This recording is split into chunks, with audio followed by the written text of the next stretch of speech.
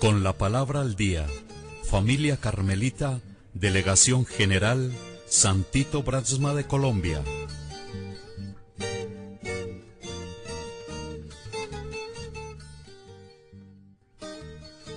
Miércoles 9 de abril, del Evangelio según San Juan.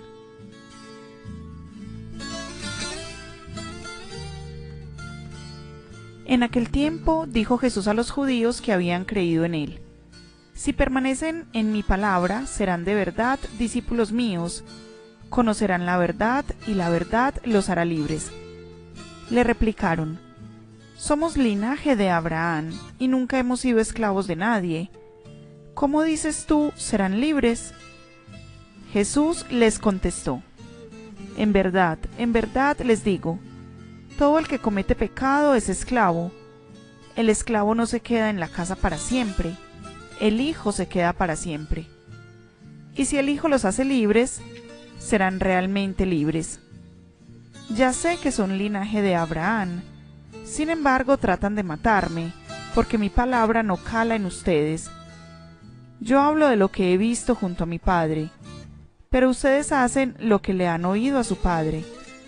Ellos replicaron: Nuestro padre es Abraham.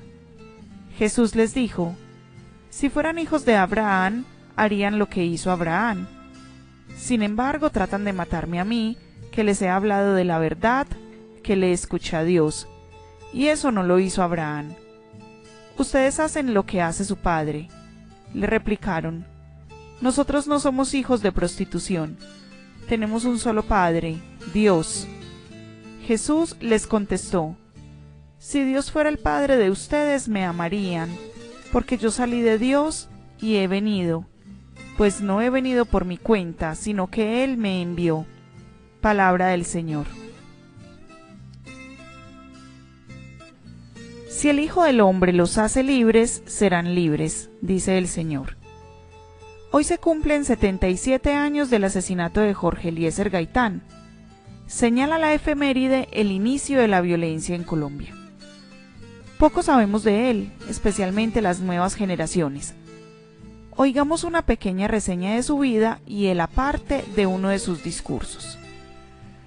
Jorge Eliezer Gaitán Ayala nació en Bogotá, en el popular barrio Las Cruces, el 23 de enero de 1903.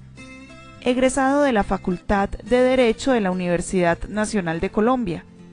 Fue rector de la Universidad Libre entre 1936 y 1939, de la cual además fue catedrático de Derecho Penal desde 1931 hasta su muerte. Gaitán contribuyó también a la fundación de medios alternativos de comunicación, como el periódico Jornada. Ejerció como alcalde de Bogotá en 1936. Fue titular de 2 ministerios en el segundo gobierno de Alfonso López Pumarejo: Educación en 1940 y Trabajo en 1944. Y congresista durante varios periodos entre 1929 y 1948. Fue candidato presidencial disidente del Partido Liberal en las elecciones de 1946. Fue hecho jefe único de esta colectividad e iba a ser el candidato oficial del partido para las elecciones presidenciales de 1950. Gaitán se forjó una reputación como orador y defensor de causas populares, que consolidó gracias a sus intervenciones en el debate sobre la masacre de las bananeras de 1928. Su asesinato produjo enormes protestas populares, conocidas como el Bogotazo, y luego a nivel nacional, recrudeciendo el periodo sangriento conocido como la violencia. La hipótesis sobre el crimen de Gaitán ha mutado con el pasar de los años, desde la teoría del asesino solitario hasta que fue producto de una conspiración internacional para evitar la llegada del socialismo al poder en Colombia. Se le llamaba el Negro, cariñosamente por el pueblo, despreciativamente por las oligarquías criollas, dado su origen humilde. Y se nos ha querido por eso calumniar en todas las formas,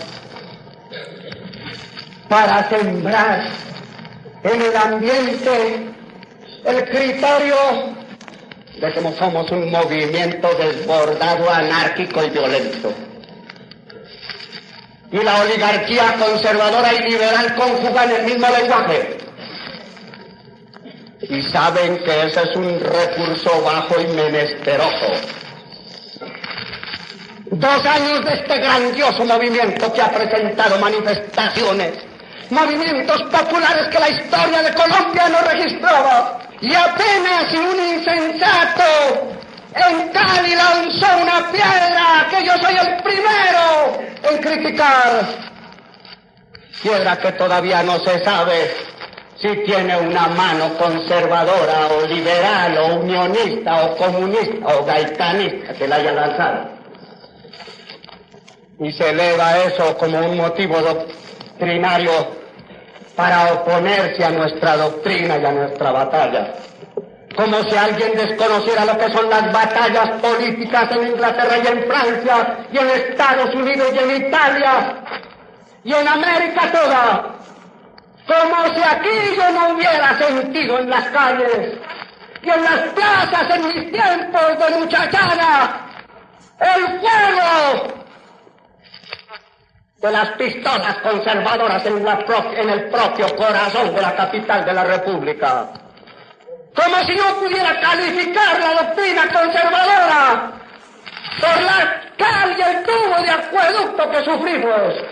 Como si yo pudiera hablar del Partido Conservador por la sangre derramada vilmente del general Durán.